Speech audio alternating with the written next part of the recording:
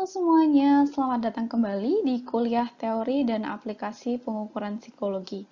Dalam video kali ini, kita akan berkenalan dengan tes kemampuan kognitif. Yuk kita mulai. Buku referensi untuk video kali ini berjudul Konstruksi Tes Kemampuan Kognitif yang ditulis oleh Profesor Saifuddin Azwar. Jadi, jika nanti teman-teman merasa ada penjelasan yang kurang dielaborasi atau kurang banyak contohnya, langsung aja bisa refer ke buku ini ya.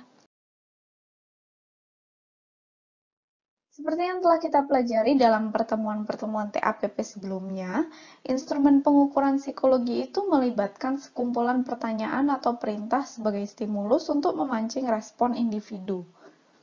Nah, stimulus, pertanyaan, atau perintah tersebut dirancang untuk dapat mengeluarkan respon-respon dari individu yang berkaitan dengan suatu objek ukur psikologis. Misalnya, tes inteligensi dirancang agar jawaban seseorang dapat menggambarkan rentang inteligensinya. Nah, di sini inteligensi adalah objek ukur, tes inteligensinya adalah instrumen yang mengandung stimulus, sementara jawaban individu merupakan respon yang mewakili atribut psikologisnya seseorang. Menurut buku konstruksi tesnya Profesor Saifuddin Azwar, objek ukur psikologis ini bisa dibagikan ke dalam dua kategori, yaitu kemampuan dan bukan kemampuan. Sebagai objek ukur psikologi, kemampuan itu berkaitan dengan seberapa besar kapasitas intelektual atau fungsi pikir manusia untuk menjalankan suatu tugas atau pekerjaan. Karenanya, kemampuan psikologi sering juga disebut sebagai kemampuan kognitif. Kemampuan kognitif itu dibagi lagi jadi dua, ada potensial dan aktual.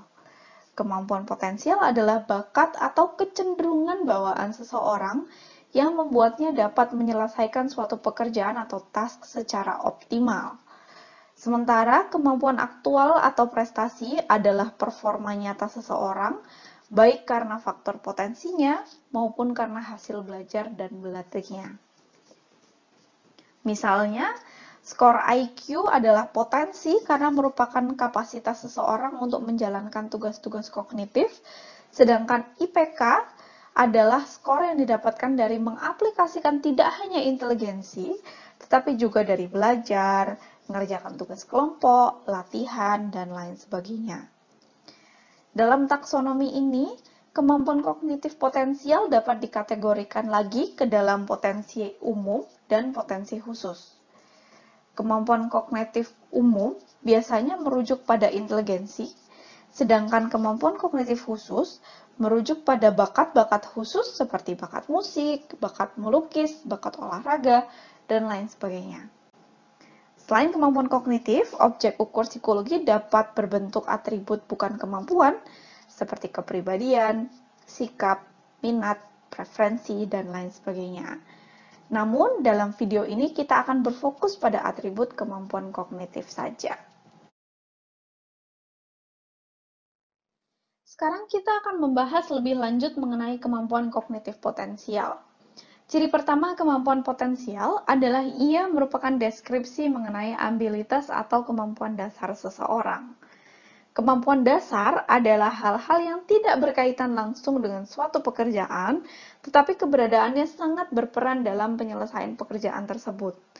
Misalnya nih, untuk dapat menyelesaikan ujian statistika, tidak hanya diperlukan pengetahuan mengenai statistika, tetapi teman-teman juga memerlukan kemampuan-kemampuan dasar seperti kemampuan pemecahan masalah, pengambilan keputusan, penalaran verbal, penalaran numerik, dan lain sebagainya.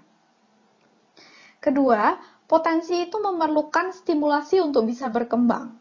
Seseorang dapat memiliki potensi inteligensi tinggi, misalnya IQ-nya 140 nih.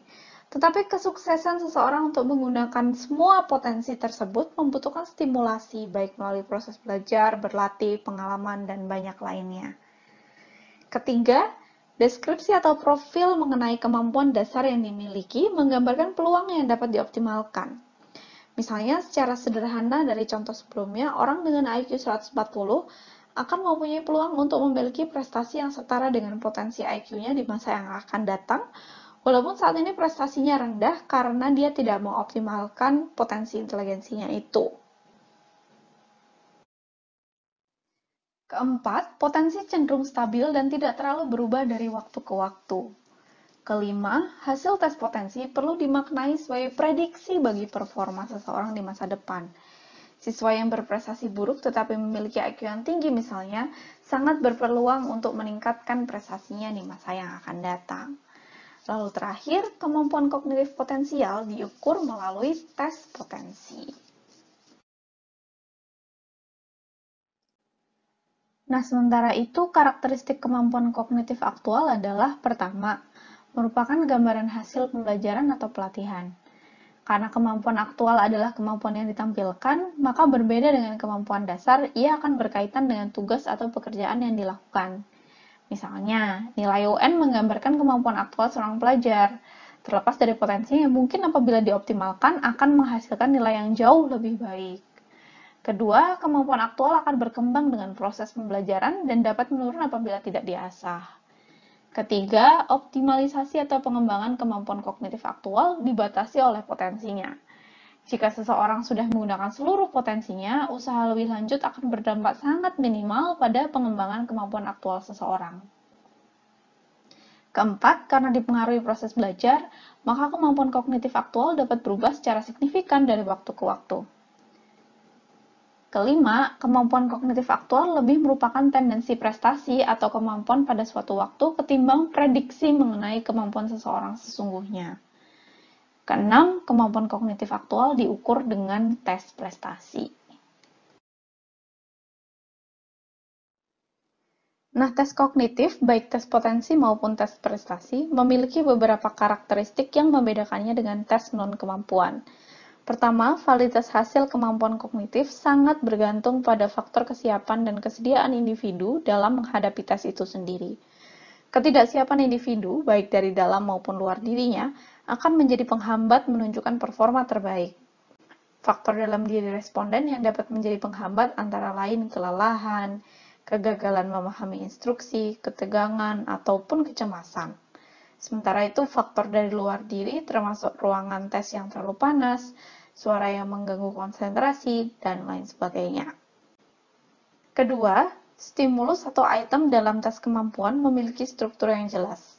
Artinya, apa yang dikehendaki pertanyaan dalam setiap item mudah difahami maksud dan arahnya oleh subjek, sehingga dapat tidaknya subjek menjawab dengan benar tergantung pada kemampuannya semata-mata dalam hal yang diteskan.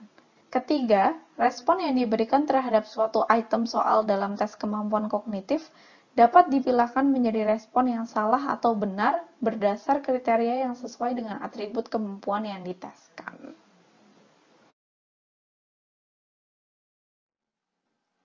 Nah, kita kan udah belajar ya bahwa atribut kemampuan kognitif itu dapat dipilah menjadi dua, yang sifatnya aktual dan yang sifatnya potensial. Masing-masing diukur dengan tes yang memiliki desain berbeda karena tujuan pengukurannya pun tidak sama. Tes kemampuan aktual memiliki fungsi deskriptif dan didesain untuk menggambarkan prestasi yang dicapai sebagai hasil berlatih dan belajar pada domain kemampuan tertentu. Artinya, skor yang didapat dari tes mendeskripsikan secara kuantitatif performansi individu dalam bidang tersebut. Akurat enggaknya dalam menggambarkan pencapaian prestasi tergantung pada antara lain keterwakilan soal-soal tes terhadap kawasan kemampuan yang diukur. Misalnya, ujian TAPP yang kelewatan memasukkan soal tentang validitas dan reliabilitas ukur hanya menggambarkan sebagian dari keberhasilan pembelajaran yang telah dialami oleh teman-teman. Dalam kaitannya dengan fungsi deskriptif itu, maka karakteristik tes kemampuan aktual adalah pertama, dirancang untuk mengukur kompetensi atau penguasaan domain materi pembelajaran pada bidang tertentu. Kedua, isi ditetapkan batas-batasnya dengan mengacu pada silabus pembelajaran. Ketiga, pemaknaan skor hasil tes lebih merupakan deskripsi keberhasilan saat ini. Dan terakhir, mengutamakan validitas isi atau sejauh mana item dalam tes dapat mengukur konsep yang hendak diuji.